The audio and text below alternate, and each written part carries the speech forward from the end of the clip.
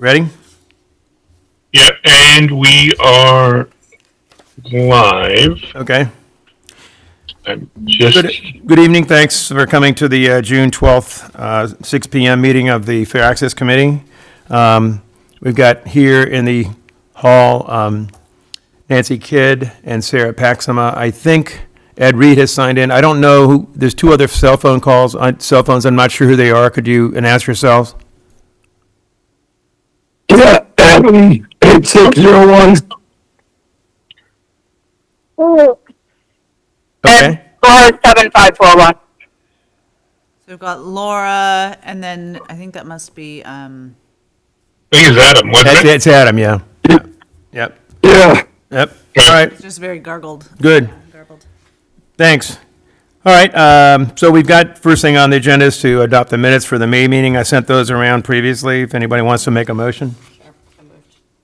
Second. All those in favor? Aye. Anybody else? Okay. So quickly, I got the agenda in front of you. I just wanted to quickly go over the budget, where we are at this point. I think everybody knows, but we had the CIP and operating budget had been finally voted on by the council. Neither one of our projects got into the operating budget or the CIP. So that kind of leads into the next discussion point, which is at the last meeting, we talked about having calls with Robin Riley, who's head of rec, and Greg Assant, who's the planning and facilities director. Robin, of course, is in charge of the recommendations when it comes to the pool bubble. And Greg is actually in facilities planning and is the guy who was in charge of putting together the study for the community center and is still in charge of whatever happens whenever it gets funded. So we did have a call with Robin.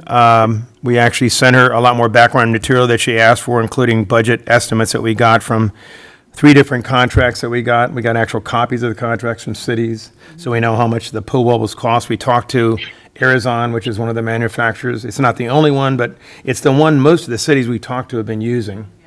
And they also laid out for us what kind of things they do in terms of training and that kind of thing. Because one of the things that Robin was concerned about was what happens when they put this thing in, and what happens if we have a problem and don't know what to do. And they are, for 2 years, they stay on as essentially an advisor. So if you have a problem, you can call him.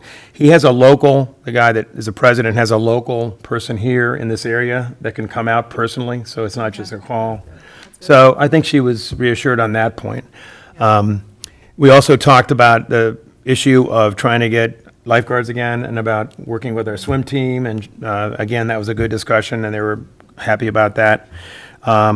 The engineer for the town did a really good assessment of his initial thoughts about the cost of building an insulated pool house, because you need that, and also what the deck cost might be, because you have to modify that a bit, and access for a building that we'd have to build there for storing the pool ball. So we sent that to her. So I think we've done pretty much all the due diligence we can do. She asked me to reach out, and I did, and I hope she's going to come to Poolesville Day, but to the head of Parks and Rec, and she's head of Rec. There's a Parks and Rec director who's over her, and she got back to me and said she's thinking she will try to make it, but she knows about it, and I think if we need to, we can set up a call with her too. Robin said she'd. So you're trying to invite both Right. to Poolesville Day? Right. Okay, and is one more likely than the other to come? Or just both of them? Robin's come the last 2 years, but she's also retiring. I think she'll be retired in July. So we did meet the new director, We've been Andrea. invested so much in this relationship. She may still come, but Andrea is the new, I think her name's Longston. We met her at the meeting we had, and she already responded twice to emails. She's very responsive. So, and she knows all about it. She's been in the middle of it. So I think we have somebody there we can talk to already. So that's where we are with Robin. On Greg, Greg is just one of the better bureaucrats, I got to say. He's very open. He's very willing to talk to you about what's possible, what's not possible, why it's not possible. In a nutshell, and I sent you guys this email, but in a nutshell, he said, you can move it up. You can't move it up to 26, but maybe 27. Okay. And the only way to do that really is what we're trying to do, which is to go to get the budget folks on board, get people like Rich Mondeleno, which he knows about it, and certainly the county executive knows about it. Obviously, Maryland knows about it. So get the leadership to understand that, and hopefully, it'll either be proposed in the budget, which hopefully is the right thing, or if it doesn't, Maryland would have to offer it as an amendment. But it can only be, it's basically moving it up a year, because the design is right now 28, end of 20, or early 29, so it's like a year earlier, but I still think if we can do it, it's worth it. Partly because of what happened with the high school. Every time we got it on the modernization list, then it got kicked off again. So for 25 years, it was in and then it was out. So if we can get this solidified, it won't be out. Right. I mean, it's there now, but who knows Right. by the time we reach 2029. So, any questions about that or thoughts beyond that? Good.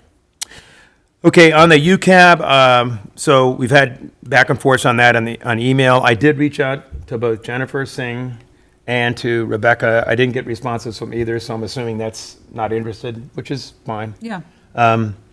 We've been talking about doing a Facebook post. Yep, so I have, once it's posted, Right. I have Laura, designed one with little icons and Nice. stuff that I would, Yeah, look Learn cute. how to do it. Look cute. thank you, Laura. So I'll put that up but the announcement hasn't, the formal announcement hasn't been posted, so I can't put it on Facebook yet. No. And, should I go ahead and reach out to the other two people? You know them, I don't know if you. Yeah, I think you they're gonna should. do- Okay. Yeah. I mean, we just have to keep reaching out and maybe just telling people, hey, if you're not interested, is there someone you can recommend? And Yeah, that's a good idea. I think most importantly, putting it in the context of a large percentage of these committees don't have representation from our area, and that's important for us in the long run. So giving some context and then just helping them be part of the vehicle of communication, because Right. so few people are on Facebook, you know what I Right, mean? right, But they're also they're not, people aren't all on one platform. It's just you're reaching little pockets of people, any platform that you use. Yep. And I don't know if that's something that we could send out through the official like town announcement emails I don't know. Niles, could we do that? yet. Niles? He may be off. In the past, he has sent the notice that you sent out on the email, so maybe, I don't think it would be. I just think let's try a multi-prong, like let's put it out in a few different ways. Yeah. And I don't know if we have actively reached out to some of the organizations that we work with also. I did initially, when the notice came out, send, Yeah. MoCo, Sugarloaf, obviously Wamco, but, Okay. yeah, I did. I haven't heard anything back, Okay. so. Are there other advisory Is bodies? there, can we highlight what the current issues are too? I think that would be helpful if we told them, these are the types of things right now that they are talking about and making recommendations on. Okay. So, what would you say are like the top things right now that they're talking about? One of them is transportation, because, I don't know if you saw this or not, but there's a master plan that came out for roads. Part of it's repairs but new roads too. And one of the big ones, not for us, but for other, and it might actually be helpful to some people here, but the M83 connector that goes between 200 and I think it was 355. For the up county, it's Yeah. important, but it got taken off the list again in this new master plan. There's also some roads that apparently up here, which I didn't look that closely at it, but they were not put on the improvement list for, repairs I and mean, that that kind kind of stuff is important for us. So they're focused on that. Transportation, Yeah. future roads, maintenance of roads. Is there anything else you think that would be of important to them? Are they talking about the incinerator, or that's more? They're not doing a letter on it, but they did get briefed on it. What's it called? The environmental department did brief them on it. They also have police in Germantown, big time response issues there. It's not so much response time there because they're there, but it's more the high levels of crime. Again, not for us a big issue, but Right, and then solar, is that something UCAB is involved with, or since it's a state decision, not so much? no. They did, we did brief them, and they did say they would write a letter that would include so we will be able to see that too, and it may be coming out next week, and that, if we get it, we can also circulate it to people, and they can say, here's the things they're focusing on. And they are going to support the pool bubble and the community center. Wonderful. So, And we can look at like minutes from the last, I think. Yeah. The minutes. I think they're. or you can send a quick note if you want to Ruben. I mean, he could also quickly say, here's the kind of things they've been talking about recently. Yeah. He'd be happy to do that. Yeah, I think, again, people are more likely to volunteer when there's something in particular they're passionate about. And so I think if we can give them opportunities to connect Yeah, with the issues. And I don't think any of us should hesitate. I mean, there's more than one spot that's going to be open. yeah. So we're not like Totally. setting up all our, our millions of people who say yes to compete against each other or anything. So I think I don't think we have to go sequentially here. Yeah, no, not at all. I think we ask everyone. Yeah. in Canvas. Are there any other advisory committees that we should be thinking about at this No, point that you're aware of? I'm pretty sure the child one passed or was close to Okay. passing. I look every Friday, so I looked last Okay. Friday, and there was nothing new that. Thank you so much for keeping your eye on that and tracking it. Yeah, it's been very helpful. I know, but still, just remembering to do My it. calendar every. Oh, love it. Thank you so much. Okay, on the boundary study, so Ed and I went to a presentation on this. It's not one of our key issues, but I want to make sure we're aware of it because it will affect our area, obviously. And also, the PTAs are going to be obviously very engaged. And if we need to support them, obviously, we should be ready. It was a good presentation. They have interactive maps. If you go on the website, you can actually take a look at it. Nancy did some really good analysis of what she thinks might be the impacts, including possible impacts on the magnets. We actually shared that, which was good actually with Mark Carruthers, and he had a Okay. really interesting, he's very open and willing to be thoughtful about it. He is not, as right now anyway, he's not as concerned about the magnets because he feels that the school can expand to 1,800 students. The footprint actually will allow that. Right now, it's only 1,500 when it gets finished. So I think what he's saying is that we'll be able to add 300 more, possibly, that's what he's saying. But Nancy's analysis is, I think, pretty convincing that there could be an impact on the magnets in terms of how many students can come into our school because we'll have so many more students who are residents because of the boundary changes, potentially. I think that's pretty Yeah, fair, yeah. right? So it's in all the current options, Yeah. it increases the resident population. And Does it also take into consideration, like, also development in Poolesville? I don't know. I mean, there's, right now, I don't have the exact numbers, I'm getting this approximately right. There's, something like 1,500 is the capacity for the school. That's not totally full. We have 13-something right now in the school, total people. So I'm assuming that there's some leeway. Space. Right. Yeah. But the number of, even with the option that brings in the smallest number of greater number of residents, Right. covers that quickly Yeah. and more. So, I mean, just by definition, that has to Would it decrease the- decrease the number of magnet students that we could accept? Because Yes. there's already going to be more. Right, well, that's exactly, I mean, there's just so many Yeah. spaces, so if the resident number is higher, Right. then Sure. by definition, the magnet number has to go down. Yeah. Okay. I'm not saying that's good or bad, Yeah. just. The upside is that of all of the options almost, except one, is that they are going to increase the size of the school, for the students population, even if the magnets went down a bit, which means possibly more programming and possibly more teachers, but, if you lose any of the magnets right now, that's been the success of our school. Right. And it can't increase by that much right now, just, Yeah. I mean, without the adding, and the 300, I mean, doesn't seem really likely to me imminently. I mean, it requires building, like the footprint there's space on the ground. Oh, they'd have to actually. There's no go space in the more. building. Okay. Yeah, I mean, Mark and I talked a little bit further afterwards, so Yeah. it's, So 15 is current capacity and Right. what is built. right. Yeah, We but could, there's enough on the footprint on the ground where you could build more to add They another plan for 300. 1,800 potentially at some point. But But that's, in, What percentage of Horizon. that are residents in the boundary versus magnet students right, outside of the boundary? right now it's right now it's 674. 600, so yeah, is resident, So 600. it's just a little less than half is our students and the rest are magnets. Yeah. So, and one of the things too about it is that none of this takes effect till 2030. So I think if Mark's, No, I think it's supposed to take effect. The numbers in that chart were 2030. Right. But I think, I mean, Ed, you'd probably know this better, but I think it's supposed to be taking effect 2027. No, because the two grades at the top levels, Yeah. they're not going to change them at all. They're going to keep them where they are. So in other words, they're not going to be affected by the boundary study. The 7th and 8th graders Okay. and the 11th and 12th graders are Right, not going okay. to change. And that's about But 400 everybody else is students. going to change in 2027. Yeah, Okay, so it's a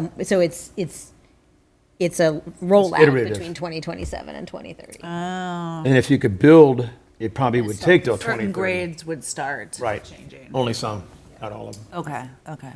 It's confusing. Full effect by 2030, Yeah, kind of. Okay. it's confusing. sense. Ed, did you have something you wanted to add?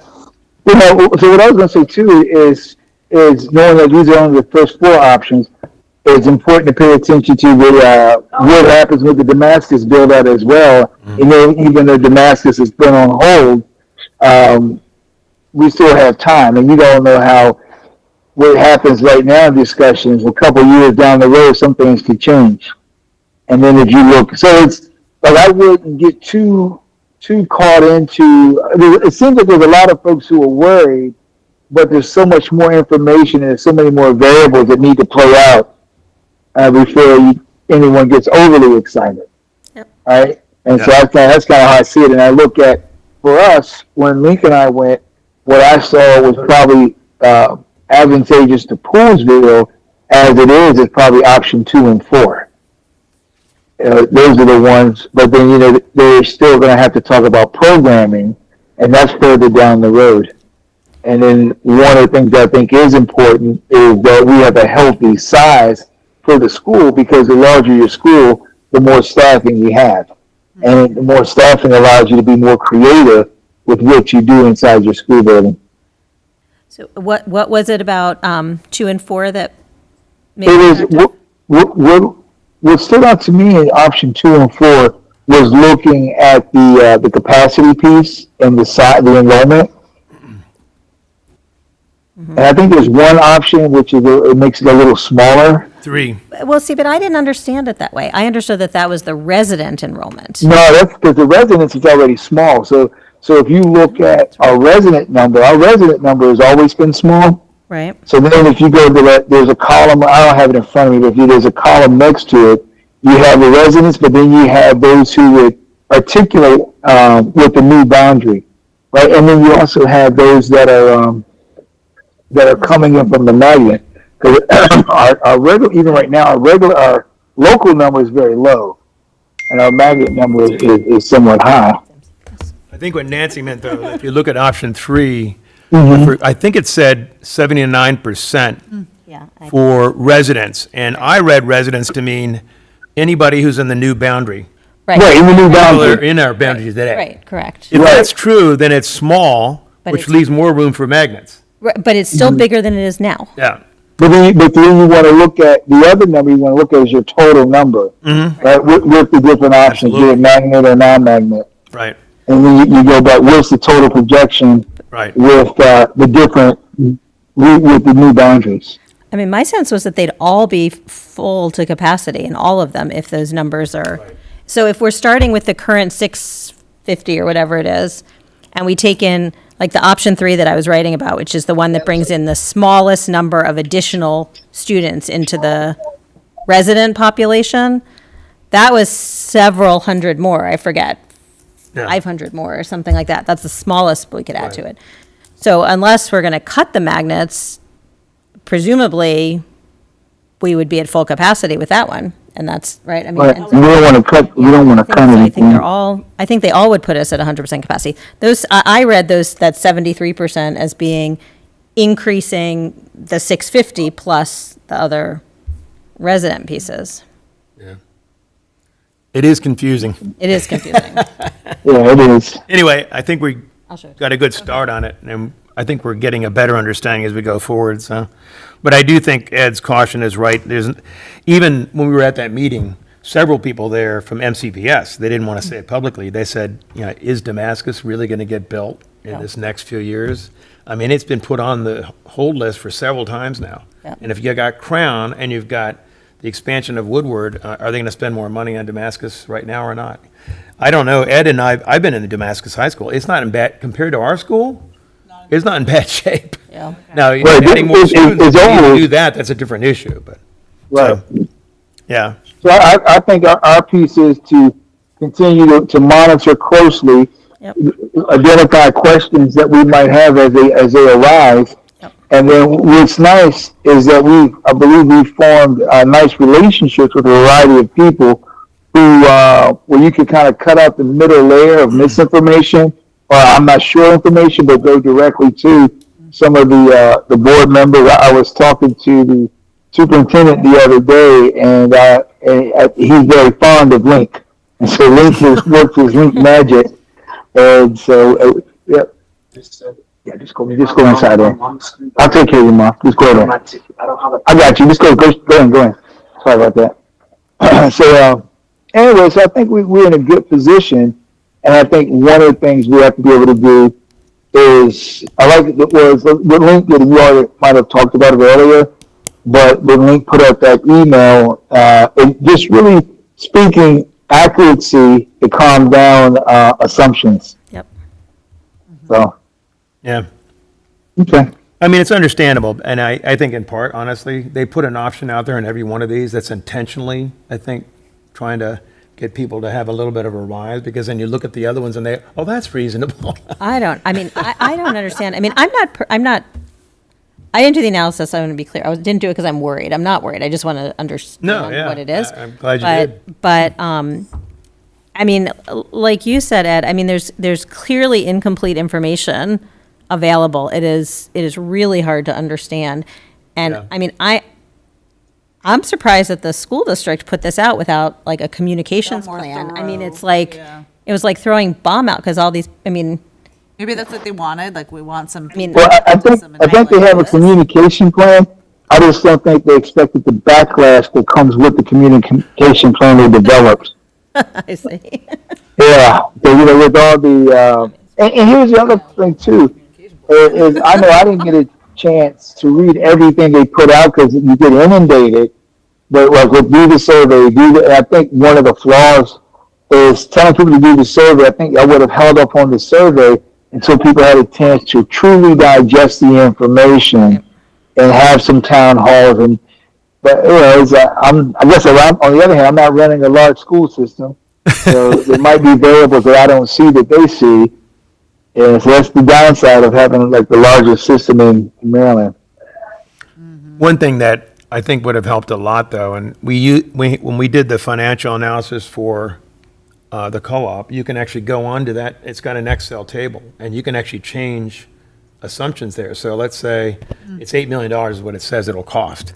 If you say, I'm going to get $2 million in grants, that'll take $2 million out of that. What does that change in terms of the financial performance? And you can look out how far it'll be profitable.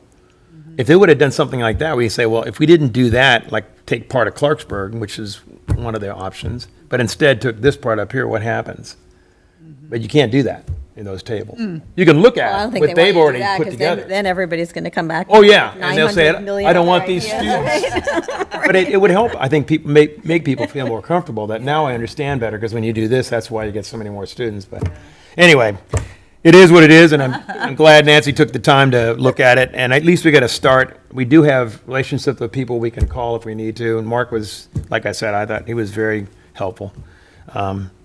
He's got a tough job, and when you think of being a principal, you've got to be an MCPS official, which means you can't always be as strong an advocate for you can't, because, but he still is pretty honest, and he's pretty open, so I'm impressed. So thank you, Nancy, for doing that.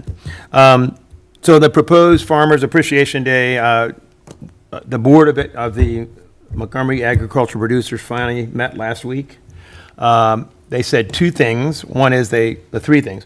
We are so happy that you want to do this. We think it's a great idea.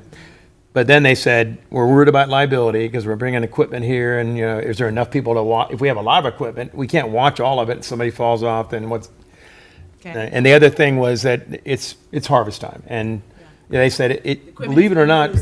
Well, no, I didn't think about this. They said, believe it or not, when I'm gone, if it's a whole day, which it would be pretty much, And then it rains for 3 days. I can't go out, so, yeah, they got to make hay when it shines, as the old saying goes. So, anyway, so they basically said, we don't want to have MAP as officially on this, but if you want to reach out to Eric Spates and, I know quite a few of these farmers, we can reach out to them. I talked to Steve Finley about other. MAP to officially be part of it? Well, MAP can still be a sponsor, but they don't want to, he doesn't want to make it an official thing where their board says, yes, we're all going to come together, because all the farmers don't agree. Oh, okay, So, okay. but if we want to reach out to individual ones, he's fine with that. They don't care about that. And also, there are other folks who are not tabletop farmers. They're, like Lewis Orchard and, small farmers like the 1 acre farm, things like that, that we should also reach out to. So I've talked to Steve Finley a little bit about it. They've got relationships with them too. So I think we can probably do it another way and still get equipment there, which would be neat. It'll be at that end of town now. That's what they're talking about doing, is where the Jameson parking lot is and the, The other side of locals then. the side, because partly to Wow, draw we're really people up. We're really expanding Poolesville Day. Well, we got no option. You can't go over here I anymore. know. That's what they're trying to do, is Are figure you out what do we guys do. spilling over into the other stage, the Riverworks stage area? I don't know, what you mean in terms of the bands? I don't know what they're going to I do don't know, about just in that. terms of things planned. Yeah, I don't know about Furthest that. right now is the Jameson parking lot then. Yeah. And also the grass behind it too. So Yeah, that's. that's theirs I guess too. that's what I meant. Yeah, I meant they Grassy have field. gravel there too in front, so Oh, I that's think the true. whole They have a thing, small gravel parking lot. yeah, but- which might be available. Yeah. And a little bit of Anytime Fitness may be available too, because the EV show's not going to be as big this year. So there may be some space there too. And it's ideal for farm equipment, because they can come right in on that end of town and not have to go through and they, disturb things, and they wouldn't be able to get through anyway. This way they can just drive in. Yeah. So we'll keep working on it, but I don't think it's not going to happen. I just think it's not going to be as easy as just saying, can you guys do it and take care of it? We have to do a little more work, I think, Yeah. which is always the case. As with everything, you have to find someone who has a passionate vision for what you want it to be. 'Cause it's going to take work to create a template for the future. Right. Once it's created, once they've had some been successful, then you're just kind of tweaking things year by year. But kind of that initial Yeah. push. I mean, honestly, the ideal time to do it would be in the winter, but who's going to come to something like that? I mean, I guess In the winter. the holiday lighting could be Yeah. Bring bring your your tractor. farm equipment. Have a lit up, Take kids on rides. have a lit up harvester or something, so. I mean, yeah, that's something to consider. for the future. If this is really a terrible time, we Right, I mean, we certainly could still do can that. Consider something Yeah. like that. I don't think it's a bad idea. Yeah. We do all sorts of fun things at that holiday lighting. So anyway, that's where we are on that. On the Pools Day breakfast, we talked about the inequities panel. I still think that's a good idea. So I think what I was going to propose is that maybe Ed could chair that segment. Unless one of you wants to do it, I'm fine with that too. I don't want to chair it, but. And so far, if you can think of inequities that we should highlight, but I So we mean, talked about swim team. right, We talked about seniors. right, I think it should include parents of young children, like taking swim classes. You have to either drive really far away to get your kids into a swim class, as if it's not available here, or the kids don't learn to swim except for in the summertime when the pool's open. transportation, I think we still could talk about that because that hasn't improved at all. Public transportation, so, Right. yeah. Okay, we'll keep working on it, but if you got thoughts on that, on any of the people that got to be in the panel. Did we decide that we were just gonna focus on thought we were gonna do one like issue. pool bubble? Yeah, like one issue. On the panel, or you mean? Yeah, I thought that's Yeah. what we were Yeah. gonna do for Poolesville Day breakfast Yeah. and the panel. Right, so like maybe Ed was going to do an introduction Right. to the range of inequities that we're dealing with. Right, but on one issue. So let's dig in and help you really understand what this looks like in practice. You know, we're saying it's like why it's this pool bubble? transportation, it's this, it's that, and in then in talking here's about the one pool bubble, you example. talk about all these things, right? So Yes. let's go through one example. Here's the problem with the Yes. pool bubble. Right. There So isn't the- transportation. There isn't, all So these things. the contribute. the framework is inequities, and then we're using the pool bubble to illustrate that. Right. And so you can Right, talk the about frame- so- how not having so- transportation Right. also means that they can't get to the places in the county where there are Right, pools. and it's also a health issue, right? For seniors, they don't have a place to. So really, I think what we do is we focus on the pool bubble as a solution, with some of the other inequities that we Perfect. deal with. Yep. It's almost like when you hear Jim talk about broken Yep. You're cutting out. the Cutting pool out. bubble. Oh, sorry. How we can show how the pool bubble helps alleviate some of the problems. It doesn't alleviate all of the problems, but it helps us move in the right direction. Right. That's a good point. And then I think we can also say thank you for some of the things that have happened. Right. You know, so they see that we are grateful for the partnership and what's come out of that. Yeah, Right. absolutely. Right. And those things can be tied to the various inequities too. You know, what we started Yep. to work at this, and this through the high school and we will be through the community center. Through the van. But we still have, just right, in the started. van, but we still have a long way to go. Right. And I will tell you about one of the things that will take us another big step forward. Even the smaller things like the grant funding for the Poolesville seniors. Yep. No, that's good. Grant funding for Poolesville Pride Club. You Right. know, these smaller organizations where we're trying to do kind of what a community center Right. would do. Did that come from the county, the price? Yeah. Yeah, a large portion of our funding. We got some private grants too, but Right. a large portion from the county. And while someday we hope to have a community center, because right now it's hard to find space for all these things, but the funding, we appreciate it, and it is part of that bridging effort. You know, another thing I was thinking of too is that Kate Stewart is really focused on mental health, especially for youth. And Charlotte Boucher, former principal and UPN head, really knows a lot about mental health issues and what the rest of the county has that we don't have. So I thought it'd be good for her to also be on the panel because she sent me an email with it's amazing, all the things we don't have. Right. Now, we do have a pretty good counselor system at the high school. We want to stop immigration stuff. It's still not quite as big as other schools, but the bigger point is there's no way to get kids to a psychiatrist really Right. close. It's just not Well, possible. So, I mean, we could ask each of the panelists to focus on their kind of area. So like Charlotte could talk about mental health, but in relation to the pool bubble, Right. principally, Yeah. right? So it's like, Well, there are no things for youth to do after school here. Or a community center. Yeah, there's not a community center, so having a place where kids could go like swimming Right. after school, just literally for something to do, right. to move their bodies in the winter. And I'm sure there's stuff about, you know, isolation for older people and health for older people and all that contributes to mental health concerns. So I'm Although Charlotte would focus, I'm sure, more on like youth, right? Because she's Up County Prevention Network. Right. Probably more youth. but yes, but you could know that tie it- I mean I think the idea would be to take the pool bubble and each of these different Yeah. issues and in as many ways as possible. You know, Or like physical therapy, exactly. Yeah, that's a good one too. Yeah, because injuries. Yeah. right, because the health inequities in general are another Yeah, that's a good big point. part of all this that, Okay. that the pool would Yeah. address. All right. So were we thinking of having maybe the people on this panel? Who do you have so far? I haven't talked to anybody yet. Oh, I know, but who do you have on our What are you list? thinking about? So we got the seniors, we've got mental health, we just talked about swimming, so somebody talk about that. Transportation, I still think public transportation and how that's not improved. Even though we did get Right On Reimagine did take some of our ideas, their idea is kind of restricted. It's not really an expansive, And there's a whole part of the. That's not gonna of be the served to it. Western County that has no reasonable access. right. To And that's not going to change, and even the recommendations they've come out with, so. Yeah. So we still got a ways to go. I do think, though, that if this is really going to work, that I think there needs to be some real coordination in advance. Oh, yeah. and almost like a About talking practice, points. right? So like, I don't think we can just say, we're focusing on the bubble, can you talk about mental health in relation Yeah. to the bubble? I mean, I think we probably need to get the group together in advance. that's a great And really make sure that the points are well coordinated and very well articulated so that this is illustrative Yeah. of the The broader broader picture. picture. I don't think that's just going to naturally No. happen. Well, they don't know a lot of the other things we do know. Right. What So hasn't happened and why exactly. it hasn't happened. So I don't think it'd be hard if we have a session with them Right. in advance, but I do think that that's And Ed's good on. crucial on to that bringing stuff. it together. Yeah. Yeah, before I had Everett and his son testify in the swimming pool, and also WUMCO, I always send them bullet points and say, here's the things.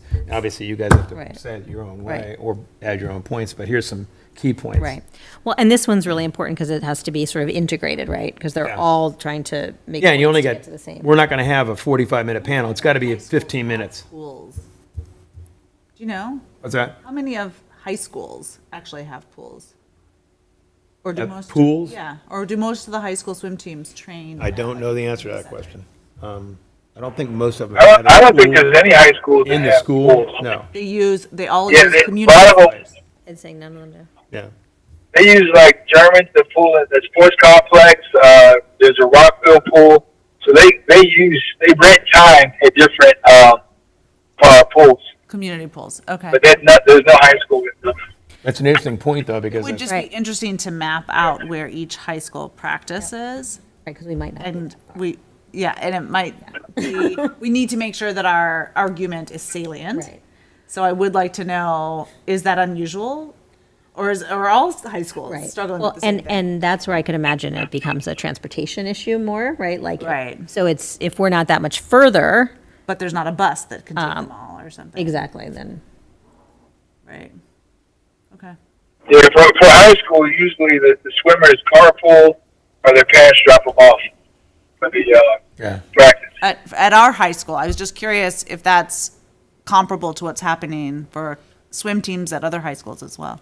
So you can actually look at the map, and Gaithersburg, for example, has and the town actually does it. It's the only one, I think, in the whole county that the town itself actually owns the indoor pool. Oh, and it's not the county that. Gaithersburg. So, and there are 3 schools around that actually I know are within 5 miles or 6 miles. So that's clearly one example where it's pretty easy for parents to get their Yeah. kids there. Bethesda, I have to look at that, but they got a pool. Wheaton has a pool.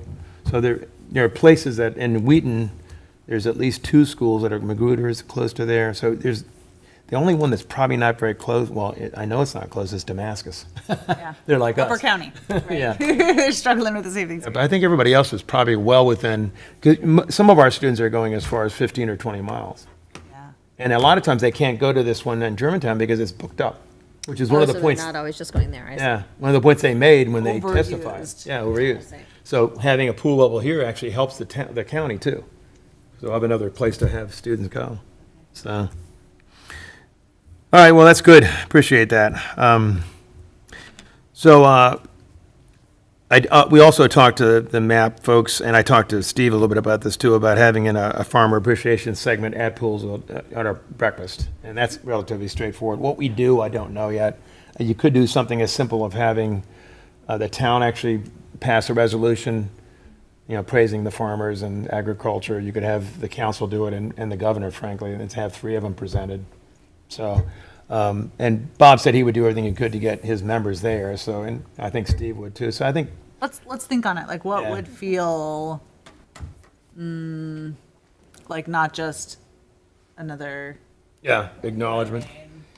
Something- You could do one for an individual farmer, but I wouldn't know how you'd choose that. I mean, I would, and every one of them's got a hard job to do, so. And the point would be to highlight the foundational role of agriculture in our area and to kick off the first time we're doing this farm Yeah. section of Poolesville. Right. Okay. Anyway, give that some thought. Yeah, I'm gonna give that some thought. And then in terms of, so far what we've got, we tried to get the governor. I got an email saying but they are sending Secretary of Agriculture, Kevin Addix, which is not bad because not bad it at all. ties right in with what we're talking about. exactly. So he's definitely coming. I just got a call from his staff assistant yesterday, so. I'm trying to get Van Hollen and Alsobrooks to come. Yeah. I've gotten a good reaction from Van Hollen staff, so we'll see. Alsobrooks not so much. So if you guys have any connections there. Has never responded, even Yeah. when she was running. No, she didn't. It did But- not give our area the time of day. Yeah, but he's been pretty responsive, so Yeah. we'll see. Yeah. Interesting. And then we're also, this year, because it's 1 year away from the election, but believe it or not, that's so much time. So we've already got 3 county executive candidates. Scott Goldberg is running for at-large, and Lori Ann is running again for her seat. And there's one other guy's running it for another, so there's 3 at-large seats that'll be open. Wow. Yeah, because it's before, because Gabe is also not running. So it'd be Evan, Gabe, their seats are open. You've got Lori Ann running for reelection, you got Scott running. So Would there's, Mark be running for one of those? And Mark's at-large running, seats yeah. then? so the at-large candidates you'll have Yeah. will probably be Mark, Scott, and Lorianne. I don't know, Scott. What about Andrew's seat? What's You that? know, Andrew, I know, he's Andrew running for Friedson? county executive. Is running for county executive. Right. So, Yeah, but so he'll, that, but that seat, right? His seat will be- his seat will be open then too? No, his seat's a district Yeah. seat, though. It's not an at-large. He's District 1. Okay. Yeah, but the piece is it's always good to get as many people over to visit with us. Yeah. Yeah. Every vote counts. Scott's a Democrat. He's I would say, in the mold of Andrew Friedson, more of a moderate Democrat. He ran last time, didn't do too badly. I think he's got a shot, Is actually. Will Jawando running Will Jawando is running for county executive. for county executive? So you got three, and Has so he responded at all? Is he planning to come? he out? already sent a couple of notes about Pride Day. He can't make, he sent me a text about that. So he's definitely watching us. Good. So yeah, I think he'll be coming. So I think you'll have all the at-large candidates, you have the county executive candidates, which will be interesting. So, which is good. If we can get that kind of turnout, it's good. Yeah, it's wonderful. And the other, Lori, you may want to talk about this too. We've been talking, she and I have been talking a little, because we got a little more room in our budget before the fiscal year ends. And we were trying to think about things to hand out that would be kind of cute that tie into the pool bubble, for example. Laura, do you want, can you speak, or can you hear what we're saying? Yeah. Okay, so Yeah. you want to talk about some of the ideas? I love the beach ball idea, actually, but why don't you start with that? I was thinking. Yeah, we were just thinking, what could be a handout that we could give out this year. We've given out the fans, as you know, in the past, but maybe tying it to one of the current issues, like the pool bubble. Beach balls are very affordable, brand them, related to the Brand the beach issue, ball. I love it. and then the kids can play with them in the pool this summer, or I guess this is more for, Poolesville Day. But, it's just related to the issue, and people can keep them around, and we can hand them out at the booth then on Poolesville Day. Right. I know there are a couple other ideas as well. Maybe T-shirts for at least fair access. There are things that we're kicking around. We can come up with other ideas too, if affordable ideas. But to just create awareness, keep these topics in front of top of mind for folks. One idea that Laura mentioned that I thought was really good, and it ties into the idea you had before, Sarah, but it's a little easier to do. Instead of having centerpieces, she suggested, why don't we go to some of the local shops and get something from that shop, and then have under a seat, one of the seats at each table, they win something from Sweet Lemon, or they win something from, it's a lot easier to do in some ways, and I mean, it still gets the definitely point works across. well with for our retail shops specifically. Right. It wouldn't highlight any of our nonprofits No. or other organizations. Well, we could What do you get think gift is fine, too? certificates from them. So for Well, Lewis's like we Orchard. had a basket from Wumco. Right. You can't really sell anything. No. Or Poolesville Seniors or Poolesville Pride Club, or so the organizational ones, it doesn't really Right. include them, but it would absolutely highlight our businesses. And Yeah. I'm open to trying different things. Yeah. We can decide what we want to do. Yeah. So those are just some Maybe of, we should think about that for a little bit. Whether we want to do something that's more of a, I don't know, chair raffle, what do you call that? yeah, you also, in terms of getting people to come to the booth, and in terms of getting people to, Oh, they would pick it Advertise up for you? then from the fair access, or what? well, I'm thinking in terms of the give outs, so the pool, I love the beach ball idea, but also T-shirts, believe it or not, they are huge, big hits all the time, even if it just says fair access on it, so. So who are we giving them to, though? Just- At the booth you can have them, but you can also have them at the Can I breakfast. tell you what can is take the them with most them. popular thing when we go to The fan MLL was, conference? believe it or not. I mean, fans are super popular. 'cause Really? It's hot on Poolesville. Fans Yeah. went like crazy. So at the I booth think last we year. should not put that away. I think that should still be Yeah, considered. I still got those, so. we got- But the other thing is chip clips. I know that has What kind of nothing to clips? do with the pool bubble, but that's all people wanted when they were at the MML. We have so What are they many of called? them from conferences. Yeah, that's what We I'm have a saying, but Drawer full. chip clips. Oh, you mean for chip all bags? from Chip conferences. bags? Yeah. Really? We're sealing Hadn't bags. thought of that. Yeah, of anything. Yeah, that's- Okay, I'll put that down. It is the we new have it from- conference thing. we have- we It's have- so we have, popular. we must have 30 from Conferences you've been to. Yeah. Interesting. We are always low on chip clips. I'm always, they get broken so Guess easily wrong. too, they. The one we haven't really nailed down is community center. Is there a way to represent that and some kind of give out? I don't know if there is or not, but if you have some thoughts on Let's all that. think on that. Yeah, You but know. I love the beach ball. I think it's a good one. Yeah, the I beach do. ball's I fun. think the beach ball's great. It's people will fun. see People could that. literally even play with it that day. Right. But yeah, or they could just. And people will see them all around, Right. and it'll make them, Right. look at them. Gets the and think point about it. across. Yeah. I think we should try to make them colorful, not just Yes. green. Yeah, Not- Yes. So think about a way of making them really bright and Right. colorful and eye-catching. That's funny. It's like I had them. I didn't even think about it. Like otherwise, it was just in my mind. I was imagining like these rainbowy ones. Like, Yeah, rainbowy beach balls. I love it. The other thing, visors. oh, yeah. It's just Visors are good, yeah. people are looking for ways to get cooler. Yeah, that's a good point. You could even have Farmer Appreciation Day on that, because that's the kind of thing you'd wear on the field. But you could wear it during the mean, parade. You could wear it after much the parade money- all day when you're walking. How much money do we have? I mean, like if we did T-shirts or something, we wouldn't be able to do very many. I think we'd have enough to do T-shirts too, if we Like get to like. do how many?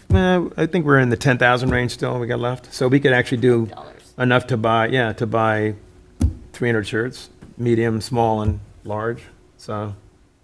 And I it, feel like all we do is throw T-shirts away into our Yeah. donate our Okay. goodwill pile. So I'm hesitant to do more T-shirts. yeah, What about handkerchiefs, like a bandana that Mm-hmm. you could wear as a headband? You could wear it on your neck. You could.